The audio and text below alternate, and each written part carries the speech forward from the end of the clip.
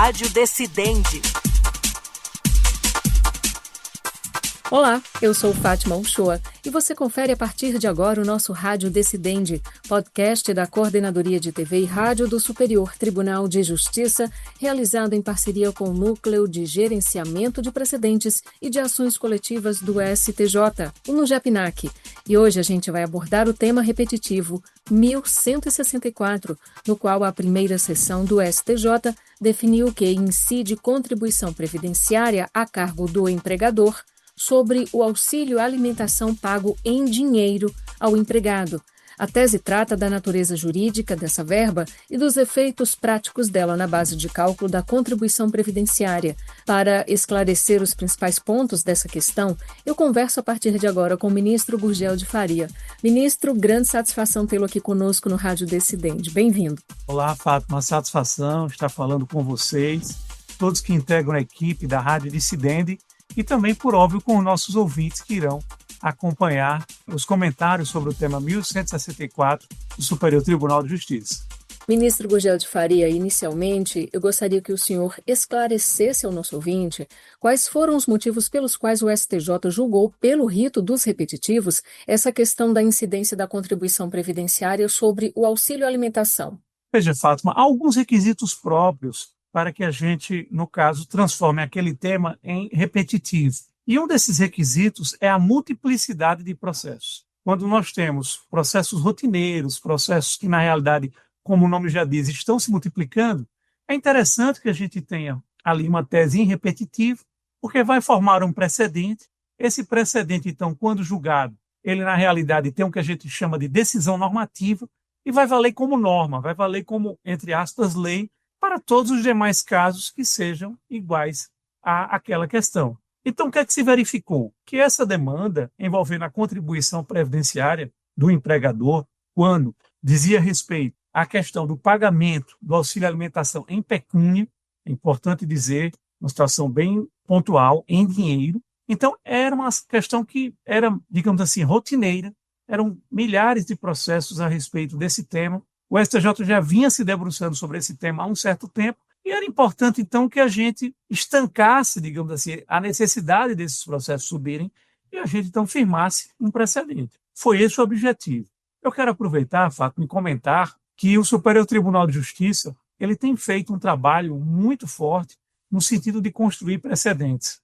E para que construir precedentes? Exatamente para a gente dar previsibilidade, a gente dar racionalidade ao sistema judiciário. Essas questões em que, no âmbito do Superior Tribunal de Justiça, que nós temos como repetitivos, essas questões que são seriais, a gente então possa ali firmar o precedente e trazer então racionalidade, previsibilidade, trazer segurança jurídica para todos que venham, no caso, ao Poder Judiciário. Por óbvio, os precedentes do STJ são em temas infraconstitucionais. Se por acaso o tema for constitucional, a matéria fica a cargo do nosso Supremo Tribunal Federal. Então, ministro Gurgel, o senhor citou aí sobre essa questão do auxílio alimentação pago por meio de pecúnia, né? Então, qual seria a diferença entre o auxílio alimentação pago em dinheiro, pecúnia, e aquele fornecido por meio de cartões que normalmente o empregado costuma receber, o chamado vale alimentação, né? Na realidade, na hora em que há o pagamento em dinheiro, esse pagamento ele passa a ter uma natureza salarial, uma natureza remuneratória. Por que essa distinção? Porque na hora que ele recebe aquilo em dinheiro, por óbvio, está ali aquela rubrica como auxílio alimentação. Mas ele vai poder dar a destinação que ele quiser, não é? Ele vai poder, no caso, comprar alimentos, ele vai poder colocar combustível no seu veículo, ele vai poder cuidar de outras contas que eventualmente ele tenha. Então, fica a critério do empregado dar a destinação. Diante dessa característica, passa a ter uma natureza remuneratória, uma natureza salarial. Já quando é em cartão, aí efetivamente muda a natureza. Por quê? Porque você só vai poder utilizar para alimentos, seja em restaurantes, seja em padarias credenciadas ou até em supermercados credenciados, mais especificamente para a venda de alimentos. Então, você está recebendo ali um valor indenizatório. É essa a grande diferença, tá certo? O objetivo passa a ser específico de alimentar o trabalhador.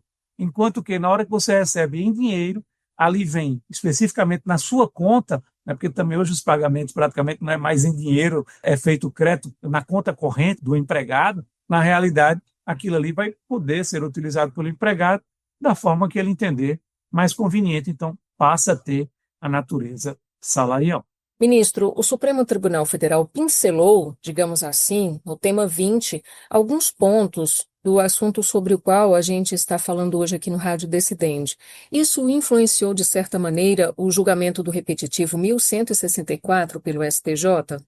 Na realidade, o Supremo Tribunal Federal, quando examinou o tema 20, ele examinou de uma maneira bem ampla para fazer ali uma análise do que seria especificamente a folha de salários, do que seria especificamente quando se trata de contribuição previdenciária, qual é a questão da habitualidade, qual é a questão da natureza salarial. Então, foi isso que foi dito, mas não especificamente com relação a essa verba. Foi de uma maneira bem ampla e ali ele fixou que era importante para você, no caso, ter a incidência da contribuição previdenciária, que aquela verba ela fosse habitual e ela fosse, no caso, de natureza jurídica, remuneratória, ou seja, salarial. Ali o Supremo trouxe os contornos gerais, mas deixando já nesse próprio tema 20 abertura para que, em questões específicas, respeitado o conceito que o Supremo Tribunal Federal deu, a gente então examinasse leis próprias, né, como a gente fez nesse caso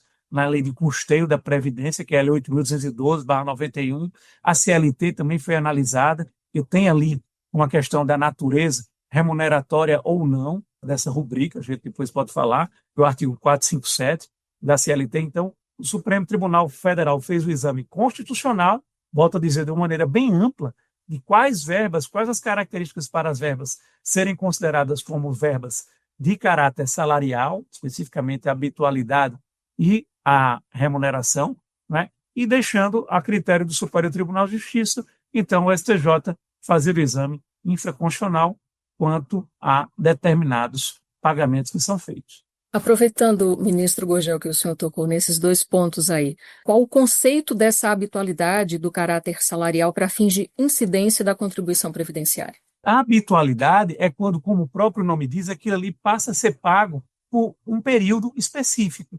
Não é, muitas vezes a gente tem a ideia de que a habitualidade tenha que ter a observância de ser, no mínimo, mensal. Não, na verdade, aquilo ali é habitual quando você faz o pagamento com uma periodicidade. Vou dar um exemplo, férias. Férias a gente tem um pagamento, no caso anual, especificamente a gente tem um adicional também de um terço de férias quando a gente recebe, mas aquilo ali é habitual. Por que é habitual? Porque, na realidade, nós estamos recebendo num determinado período. Então, a habitualidade é quando aquilo ali não é esporádico, não vai depender de uma situação específica, quando você já tem um período ali a ser observado. Quanto à natureza remuneratória, a gente poderia resumir que a natureza remuneratória é o que você recebe como contraprestação do seu serviço, fazendo uma distinção. Veja, no caso específico de uma verba que é tida como indenizatória, diárias. Você vai receber uma diária na hora que você faz uma viagem em benefício ali do empregador. E aí, quando você faz uma viagem em benefício do empregador, você está saindo do seu ponto de trabalho, vai viajar para um outro lugar e você vai ter despesas como hotel, você vai ter despesas como alimentação, você vai ter despesas como transporte. A diária que você está recebendo não é uma contraprestação do seu trabalho. A diária que você está recebendo é para você receber uma indenização desses custos que você está tendo em prol do seu trabalho. É um exemplo que a gente traz para fazer a distinção entre verba de caráter remuneratório e verba de caráter indenizatório. E quais são as consequências, ministro Gurgel de Faria, para os empregadores após a efetivação ou fixação desse tema repetitivo 1164 pelo STJ? É trazer previsibilidade, trazer racionalidade ao sistema de justiça. Os empregadores, então, eles já sabem, olha, eu não vou mais questionar, pelo menos eles assim devem adotar esse procedimento. Eu não vou mais questionar essa questão tributária. Por quê? Porque o STJ já deu o norte. Eu já sei que se eu fizer a opção de pagar em pecúnia, haverá a contribuição previdenciária, haverá o tributo em cima daquela determinada verba. Foi sedimentado, não há mais dúvida, é um repetitivo do Superior Tribunal de Justiça, é uma matéria, volto a dizer, infraconstitucional, porque estamos examinando leis específicas que trataram dessa questão, tanto o artigo 457 da CLT, como a Lei 8.212/91, que é a lei de custeio de benefícios da Previdência Social, a matéria está pacificada. Pode ainda, eventualmente, algum contribuinte querer discutir? Lógico, não há uma vedação, mas ele já sabe qual é a resposta.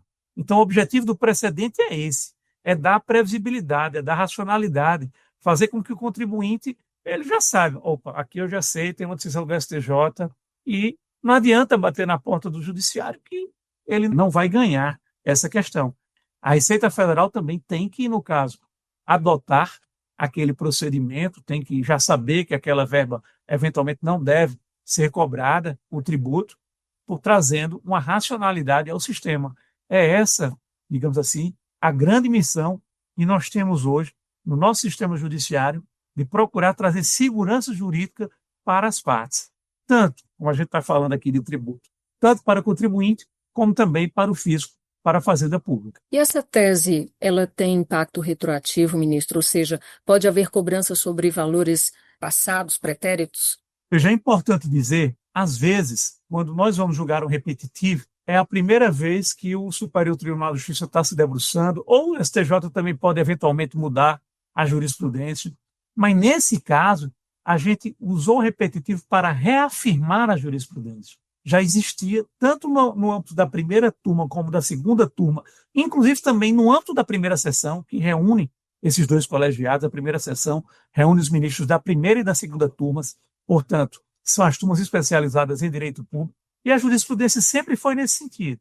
Na hora em que o auxílio alimentação é pago em dinheiro, há a incidência da contribuição previdenciária. A partir do momento em que não houve uma alteração de jurisprudência, não houve, então, ensejo para a modulação. E, eventualmente, se os contribuintes não estavam fazendo o recolhimento, eles poderão ser demandados no que diz respeito a valores retroativos. Eu sei que desde o começo dessa conversa, ministro, o senhor já vem pontuando aí de forma mais esparsa os seus argumentos e fundamentos para consolidar esse tema repetitivo 1164. Mas agora, pontualmente, quais foram os seus argumentos usados para que o nosso ouvinte tenha maior claridade sobre esse tema? Veja, os pontos principais foram realmente a gente fazer a análise da natureza jurídica dessa verba. A questão da habitualidade, Fátima, que você tocou muito, muito bem, desde o início desse nosso diálogo, a questão da natureza jurídica ser uma parcela remuneratória, sempre lembrando, quando é paga em dinheiro, né? Porque senão pode, para não dar confusão, isso eu coloquei bem claro, até no final do meu voto, eu coloco, olha, há situações em que isso não é pago em dinheiro, é pago em cartões, e cartões que precisam realmente ter ali com estabelecimentos que vendem alimentos, ter um acordo, né, ter um convênio e tal, então já muda a figura, tá certo? Aqui no caso é quando é pagamento em dinheiro, ou em espécie mesmo, é raro hoje em dia acontecer, ou feito ali, no caso, o pagamento via crédito na conta corrente do empregado. Então, os dois principais aspectos que nós fizemos foram exatamente analisar essa natureza jurídica da verba e depois lançar o olhar para a legislação, que trata disso, a lei de custeios e a nossa consolidação das leis do trabalho.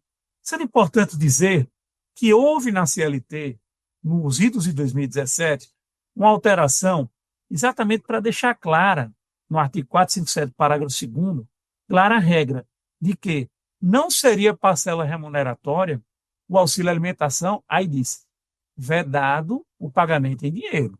Ou seja, se houver pagamento em dinheiro, aí a parcela passa a ser remuneratória. Mas antes mesmo, isso foi 2017, Fátima, mas antes mesmo dessa mudança, a jurisprudência do STJ já caminhava nesse sentido. Eu diria que o legislador, nesse aspecto, na hora que ele fez a alteração, foi exatamente até para acompanhar a jurisprudência que já existia no âmbito do Superior Tribunal de Justiça. Muitas vezes há isso. O legislador diz, opa, essa questão tem gerado alguma controvérsia, então vamos verificar aqui se a gente pode corrigir, e aí ele vai e explicita, né? Não diria nem que é uma correção, é deixar mais clara a redação daquele dispositivo, e foi isso que aconteceu no que diz respeito ao artigo 457, parágrafo 2º da CLT. No meu voto, Fátima, eu até fiz questão de registrar, olha, não é porque mudou a CLT que a gente está tendo essa interpretação. Essa interpretação já vinha da redação anterior. do artigo 457, parágrafo 2º da CLT. E empresas que aderem ao chamado Programa de Alimentação do Trabalhador, elas são afetadas com esse repetitivo? Não, porque aí quando há essa adesão, a forma de pagamento é diferente, não é em pecúnia, e há, inclusive, outros incentivos fiscais para empresas que, no caso, aderem ao PAT, né, o Programa de Alimentação do Trabalhador. Há, inclusive, para empresas, por exemplo, eu digo que termina julgando muito isso, aí não tem um repetitivo, mas julga aqui, no caso, na primeira turma, por óbvio, isso vai também para a segunda turma, empresas que estão no lucro real, por exemplo, elas vão poder deduzir esse valor do lucro real, valor que é quando há adesão ao programa de alimentação do trabalhador. Mas falando especificamente quanto ao tópico que nós estamos tratando, que é a contribuição previdenciária, nesse caso, há uma previsão específica de isenção, não há a contribuição para aquelas empresas que aderem ao PAT. Ministro Gurgel, o senhor considera que existe margem para interpretação diferente por outros tribunais? Não, Fátima. A partir do momento em que nós temos um precedente, isso é importante dizer, esse precedente ele passa a valer como decisão normativa. Ele passa a vincular não só aqui os órgãos em termos horizontais, ou seja, foi uma decisão da primeira sessão, mas a primeira e segunda turmas passam a respeitar isso aqui no âmbito do Superior Tribunal de Justiça, e também os tribunais regionais federais e os juízes de primeira instância, eles têm que, no caso, respeitar essa decisão que foi proferida pelo Superior Tribunal de Justiça no âmbito do seu órgão próprio para examinar isso, que é a nossa primeira sessão. O senhor considera também que há riscos de bitributação, ou seja, o pagamento duas vezes pelo mesmo tributo quando o valor pago em pecúnia tem natureza salarial, ministro? Diria que não. Na realidade, está muito clara a regra do jogo. Vai caber à empresa optar de como vai dar esse benefício ao seu empregado. Ela sabe que, se ela for fazer a opção para dar o auxílio alimentação em pecúnia, haverá tributação. Se ela fizer uma opção para dar de outra forma, in natura, também é escasso, né? Você fazer diretamente ali cestas de alimentação e etc. É escasso isso acontecer, mas via outra forma, o ticket, né? Ou especificamente cartões próprios para alimentação, né? Há empresas que têm esses cartões específicos para alimentação. Dessa maneira não haverá a tributação. É importante dizer que para um empregado, né, na hora que a empresa faz essa opção, há um ganho. Qual é o ganho? Na hora em que há a opção por pagamento em pecúnia e, portanto, há a contribuição, ali aquele valor vai ser incorporado ao benefício previdenciário dele. Né? Por quê? Porque está havendo a habitualidade na contribuição, na remuneração e, portanto, também na contribuição, e aquele valor deverá fazer parte no cálculo do benefício previdenciário quando o empregado for receber qualquer tipo de benefício da Previdência, seja aposentadoria mais ali à frente, seja eventualmente um auxílio doença, se ele tiver alguma enfermidade. O importante é que essa verba, tendo a contribuição, ela, por óbvio, vai fazer parte ali no cálculo do benefício do empregado, do segurado da Previdência Social. Ministro Gurgel de Faria, o senhor já deixou bem claro, como a gente já sabe, só para reforçar aqui para o nosso ouvinte, os temas julgados pelo rito dos repetitivos, as teses firmadas, elas têm efeito vinculante para todo o judiciário. Mas eu queria saber exatamente se haveria algum papel específico da Receita Federal, né? Qual o posicionamento que a Receita Federal poderia tomar diante dessa tese vinculante para o judiciário?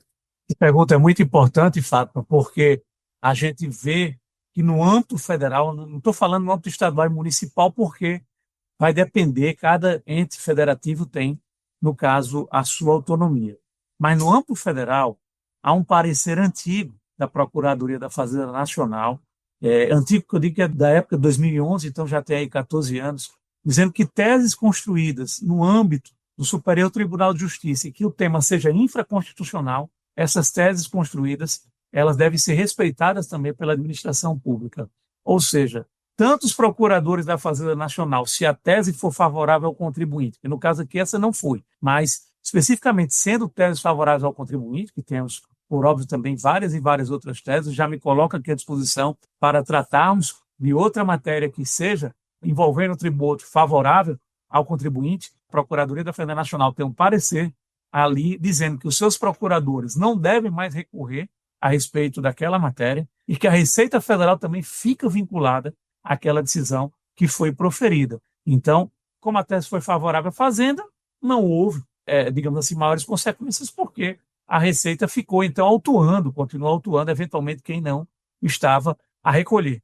Mas, na hora em que formos tratar um caso que a tese seja favorável ao contribuinte, a Receita também, ela tem um parecer normativo determinando que, no caso, a atuação dos fiscais seja respeitando aquele julgamento, o que isso é muito importante para trazer a racionalidade do sistema, a segurança e a previsibilidade que eu venho mencionando desde o início da minha fala, e não é para ser repetitivo como o recurso, mas é porque é importante a gente construir essa cultura dos precedentes, que o jurisdicionado possa ter uma previsibilidade e, ganhei, já sei que essa tese aqui é vitoriosa, então a Fazenda Pública vai respeitar. Perdeu, então, também ali no caso, passar a adotar as providências necessárias para recolher o tributo, porque já há a tese fixada. O precedente, volto a dizer, na hora que ele é afirmado, passa a ser uma decisão normativa,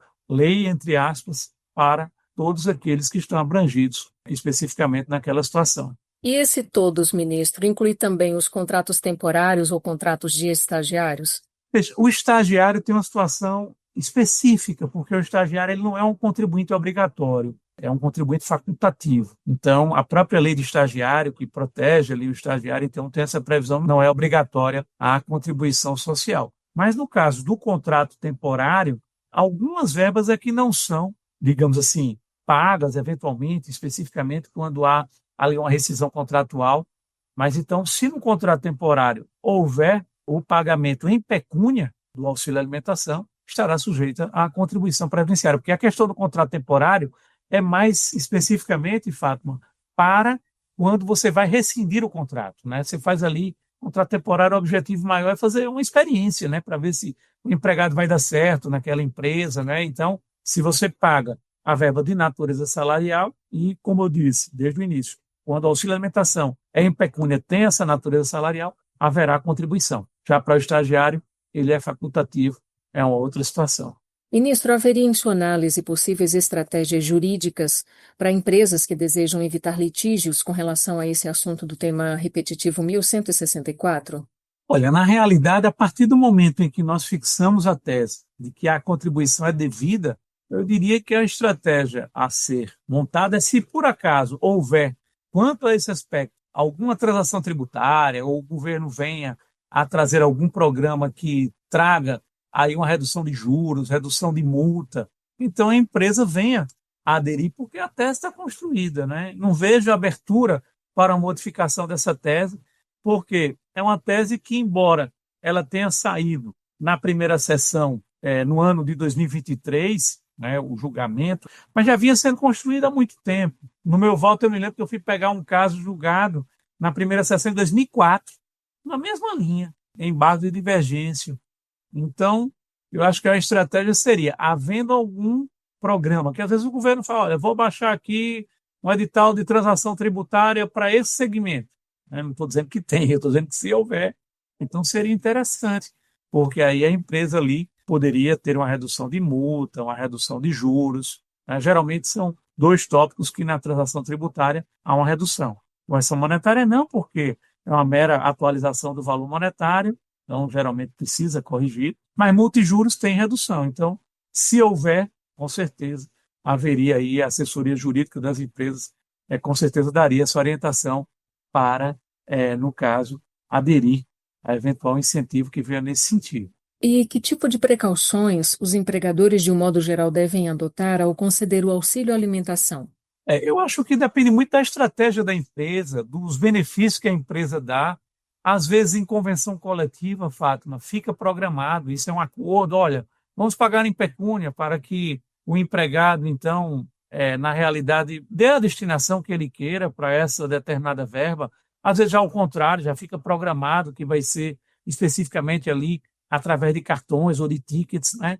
A empresa, às vezes, adere ao programa de alimentação do trabalhador, que é um programa específico do governo, somente empresas que têm ali, que são para o lucro real, que São empresas, lucro real são empresas grandes. Lucro presumido hoje, eu falo porque como tributária é a minha área, então a empresa para ir para o lucro presumido, ela no caso tem que ter ano um faturamento de até 78 milhões de reais. Passou disso, então tem que ser lucro real. Então, uma empresa no caso, lucro real, ela na hora que adere ao programa de alimentação do trabalhador, ela vai ter incentivos, né? Então vai depender muito da estratégia da empresa e de como ela tem esse diálogo com os seus empregados, com os seus trabalhadores para o pagamento dessa verba. Vou aqui realmente dar esse valor para que o empregado use como ele quiser e também faça parte da base de cálculo do benefício previdenciário dele, então vai e paga em pecúnia, sabendo que, digamos assim, a empresa vai ficar com um ônus maior. Não, vou, no caso, aderir ao programa de alimentação ao trabalhador, porque isso me dá mais incentivos, eu vou pagar, no caso, via cartão específico, cartões destinados ali a alimentos, e aí não vou ter a contribuição. Depende da estratégia da empresa, muitas vezes com um diálogo com os seus empregados. Eu digo diálogo porque isso, às vezes, não depende só de, vou fazer assim. A depender, há ali um acordo coletivo, uma convenção coletiva que vem a dizer como essa e outras verbas serão pagas. Bom, ministro Gurgel de Faria, para a gente finalizar esse nosso bate-papo, eu gostaria de saber se o senhor considera que a tese firmada no tema repetitivo 1164 contribui, então, para a segurança jurídica nas relações de trabalho? Com certeza. É uma tese que, por óbvio, examinamos a questão tributária, mas tem reflexos no âmbito trabalhista. Tanto é que a gente precisou fazer uma análise de um dispositivo da CLT. E aí, empregados e empregadores têm um norte a ser observado. Olha, essa verba, ela vai ter natureza salarial e vai incidir a contribuição se for paga em dinheiro. Essa verba não vai ter natureza salarial, terá natureza indenizatória e não vai fazer parte da contribuição nem também do benefício previdenciário futuro do empregado. Eu vou, então, aderir ao programa de alimentação ao trabalhador ou vou conceder essa verba in natura, que é difícil hoje, mas ainda acontece, ou especificamente via cartões. Então, ela trouxe uma segurança para a relação trabalhista. Ela deixou claro para os empregados e empregadores como essa verba, no caso, será considerada pela Justiça, se vai ser remuneratória, com as suas respectivas consequências, se será indenizatória com os seus resultados ali também. Então, não há dúvida mais sobre esse tema. As dúvidas que eventualmente existiam, agora com precedente, elas foram dissipadas. Ministro Gurgel de Faria, uma satisfação, uma alegria tê-lo aqui conosco no nosso Rádio Decidente. Muitíssimo obrigada mais uma vez. Olha, a satisfação foi toda minha. Continuo à disposição de vocês, como eu já disse, para tratarmos de outro tema. O Superior Tribunal de Justiça, como um todo, vem procurando construir teses repetitivas para dar segurança jurídica aos nossos jurisdicionados. Essa foi uma matéria tributária, uma matéria, digamos assim, que para mim especificamente, que sou professor de tributário, é uma matéria que eu gosto muito, mas sejam outros temas. A primeira sessão, em especial, vem tendo muitos repetitivos, a gente tanto afetando matérias como julgando matérias, então, quando houver necessidade, a gente está à disposição para a Rádio Dissidente e também para todos que estão aqui nos acompanhando e nos ouvindo e que têm interesse nos julgados do nosso Tribunal da Cidadania. É isso, pessoal. Esse foi mais um Rádio Decidente. Mas antes de a gente se despedir, eu ressalto a você, nosso ouvinte, que este e outros podcasts, reportagens especiais e tudo que a gente produz na Coordenadoria de TV e Rádio do Superior Tribunal de Justiça estão disponíveis nas plataformas de streaming de áudio de sua preferência. Além disso, você também pode nos acompanhar pela programação da Rádio Justiça. Até a próxima. A gente se encontra. Rádio Decidente.